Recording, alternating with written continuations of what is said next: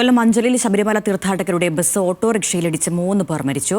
ഓട്ടോറിക്ഷയിൽ സഞ്ചരിച്ചിരുന്ന 3 പേരാണ് മരിച്ചത്. ആന്ധ്രയിൽ നിന്നുള്ള അയ്യപ്പ ഭക്തർ സഞ്ചരിച്ചിരുന്ന ബസ്സും അഞ്ചലിൽ നിന്നും പുനലൂരിലേക്ക് പോകുകയായിരുന്ന ഓട്ടോറിക്ഷയുമാണ് അപകടത്തിൽപ്പെട്ടത്. വിശദാംശങ്ങൾ നൽകാൻ ഷമീർ അബ്ദുൾ. ഷമീർ, എപ്പോഴാണ് സംഭവം, അപകടമുണ്ടായത്? വിവരങ്ങൾ എങ്ങനെ? അരുണ്യ, പുലർച്ചയോടുകൂടിയാണ് ഈ അപകടമുണ്ടായത്.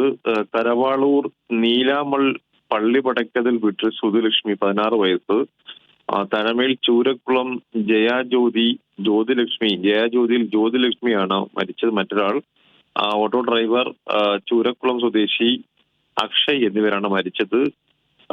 ഇവർ സഞ്ചരിച്ചിരുന്ന ഓട്ടോ ഈ ശബരിമല തീർത്ഥാടകർ വന്ന ബസ്സുമായി നേർക്കുനേർ കൂട്ടിയിടിക്കുകയായിരുന്നു.